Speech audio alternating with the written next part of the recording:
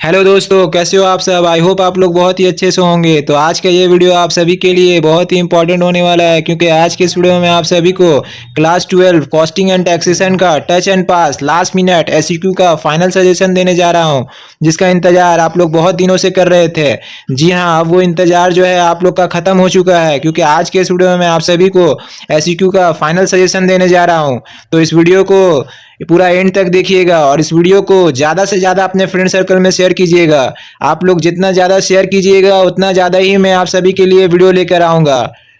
तो और एक बात मैं बताना चाहूँगा, जो स्टूडेंट अभी भी क्लास 12 कॉस्टिंग एंड टैक्सेशन में कुछ भी पढ़ाई नहीं किए हैं, या फिर जिन स्टूडेंट को क्रैश कोर्स करना है, तो उनके लिए एक क्रैश कोर्स है जो सिर्फ और सिर्फ 1299 रुपया का है। इस क्रैश कोर्स में मैं आप सभी को सिर्फ और सिर्फ 1299 रुपये में पूरा फुल सिलेबस कंप्लीट करा दूंगा, और कैसे बोर्ड के एग्ज़ाम में अच्छा से अच्छा मार्क्स लाया जाता है वो भी मैं आप सभी को बताऊंगा। तो हम ज़्यादा एसईक्यू आप सभी को नहीं दे रहे हैं, सिर्फ और सिर्फ 39 एसईक्यू दे रहे हैं। ये एसईक्यू अगर आप लोग पढ़ लीजिएगा तो मैं 100% गारंटी के साथ बोल रहा हूँ, इसी से आपका एग्ज़ाम में आ जाएगा। तो इस वीडियो को ज़्यादा से ज़्यादा अपने फ्रेंड सर्कल में शेयर कीजिएगा। तो चलिए बिना टाइम वेस्ट किए स्टार्ट करते हैं, क्वेश्चन पढ़ते हैं। Question number 1, when the purchase price of raw materials fluctuates regularly, then mention the suitable method for pricing of issue of materials। तो इसका आंसर होगा weighted average method. Case of wide price fluctuation, weighted average method smoothness the price fluctuation effectively. Question number 2, what do you mean by pricing of material issue. तो इसका answer होगा pricing of material issues stand for charging a definite price by costing department for each item of materials issue from stores by the store keeper and recorded the same in the store ledger by the costing department. Question number 3, state any one example of normal ideal time. तो इसका answer होगा time loss due to prolong power failure. Question number 4, what do you mean by indirect labour cost. तो इसका answer होगा the labour cost which is not traceable और identify to particular product और cost centre is known as indirect labour cost. Question number 5, mister Das Gupta purchase a building in the year 2017-18 by taking house building loan from State Bank of India. The building is used for his own residence. What is the maximum amount of deduction he can get under Section 24 of Income Tax Act for interest on house building loan for the assessment year 2020-2021? तो इसका answer होगा since the house property has been purchased in the year 2017-2018 and used for own residence, so the maximum amount of deduction he can claim under Section 24B during the assessment year 2020-2021 is rupees 2 lakh.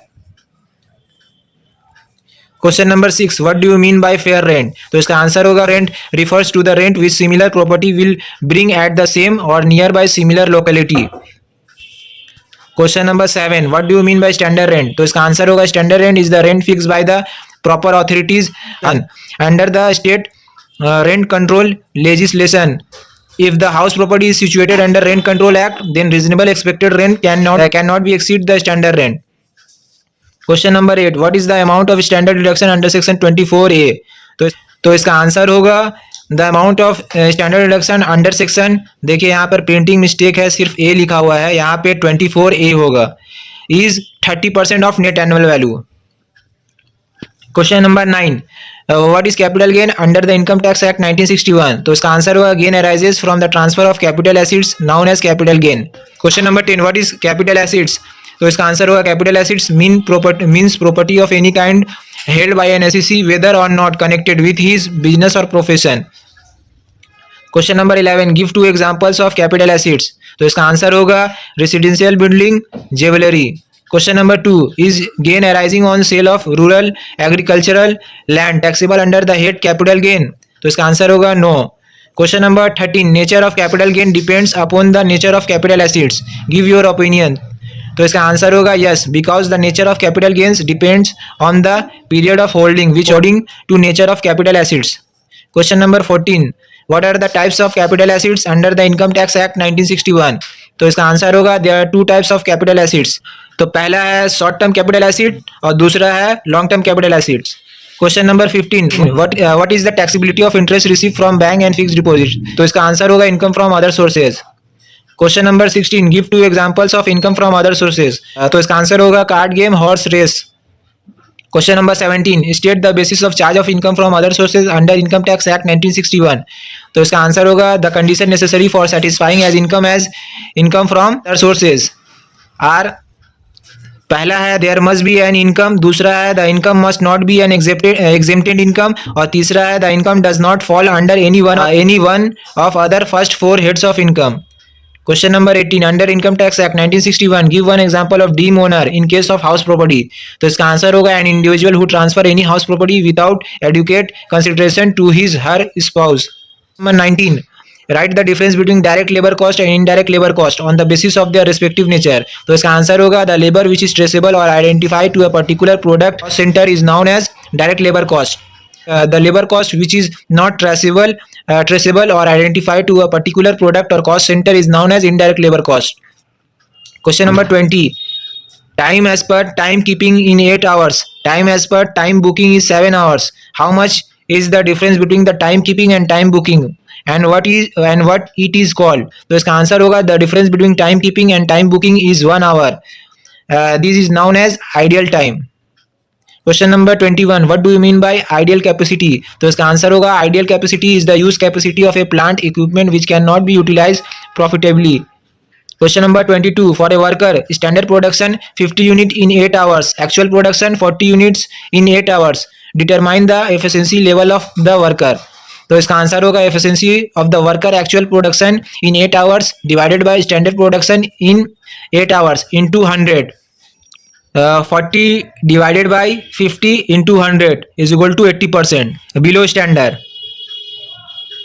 Question number 23. Write the formula of bonus under Rowan premium method. तो इसका answer होगा time saved divided by time allow into time taken into hourly rate. Question number 24. Capital gain arising on sale of 200 shares of a company is rupees 14,000. The shares were purchased on 1/6/2015 and sold on 15/7/2016. State the nature of capital gain. तो इसका answer होगा since the holding period of the listed shares in more than 12 months from 1/6/2015 to 15/7/2016, the shares are long-term capital assets. For these, the gain on sale of shares will be treated as long-term capital gain. Question number 25. Give two examples of selling and distribution overhead. तो इसका answer होगा पहला sales office expenses और दूसरा है advertisement. Question number 26. Define short term capital gain. तो इसका answer होगा capital gains on transfer of short term capital asset will be treated as short term capital gain. Question number 27. Salary received by MPs and MLA from the government is taxable under which head of income? तो इसका answer होगा income from other sources. Question number 28. What is semi variable overhead? तो इसका answer होगा the overhead which partly fixed and partly variable is called semi variable overhead. Examples depreciation. Question number 29. Give one example of factory overhead. तो इसका answer होगा factory rent. Question number 30. What is the maximum amount of deduction available on interest on post office saving bank deposit under Income Tax Act 1961? तो इसका answer होगा exemption under section 1015 rupees 3,500 for individual account and rupees 7,000 for joint account. Question number 31. Write the names of two documents used for the issue of raw materials. तो इसका answer होगा material requisition note और दूसरा है materials return note. Number 32. Define long term capital gain. तो इसका answer होगा any profit और gains arising from transfer of a long term capital assets is known as long term capital gain. Question number 33. Write one difference between Halsey plan and Rowan plan. तो इसका answer होगा the Halsey plan is very simple and easily understood by all workers. On the other hand the Rowan plan is more complicated and not easily understood by the workers. Question number 34. Write down two advantages of the time rate system of wage payment. तो इसका answer होगा पहला है it is very simple to operate, it requires minimum clerical work. दूसरा है it is easily understood by all workers. Question number 35. What is the relation among time keeping time booking and ideal time. तो इसका answer होगा time keeping is equal to time booking is equal to ideal time. Question number 36. Write one difference between the piece rate system and the time rate system of wage payment. तो इसका answer होगा piece rate system in which wages are paid to the workers on the basis of quantity, volume of production or the number of jobs completed. In the time rate system, in which time is spent by the workers for the job is considered for the payments of wages. Question number 37. What is direct wages? Direct wages is the cost of labor which can be identified with and allocated to a specific cost center or cost unit. Question number 38. What do you mean by annual value of a house property under Income Tax Act 1961? तो इसका answer होगा the sum for which the property might reasonably be expected to be let out from year to year. Question number 39. What is the amount of standard deduction under section 24A of Income Tax Act 1961? तो इसका answer होगा standard deduction under section 24A 30% of net annual value. तो ये पूरा 39 एसईक्यू पूरा complete हो गया है। ये एसईक्यू आप लोग पढ़ लीजिएगा, इसी से 100% आपका एग्ज़ाम में आ जाएगा। तो इस वीडियो को ज़्यादा से ज़्यादा अपने फ्रेंड सर्कल में शेयर कीजिएगा और ऐसे ही सजेशन पाने के लिए हमारे चैनल को सब्सक्राइब कीजिएगा। तो आज के लिए इतना ही, फिर मिलेंगे नेक्स्ट वीडियो के साथ।